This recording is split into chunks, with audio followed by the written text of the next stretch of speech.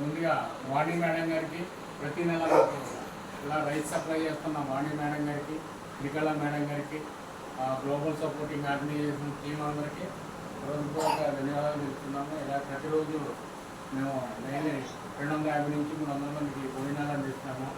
మాకు సపోర్ట్ చేసిన మేడం గారికి, వాణి మేడం గారికి మరొకసారి హృదయపూర్వక ధన్యవాదాలు తెలియజేస్తున్నాము.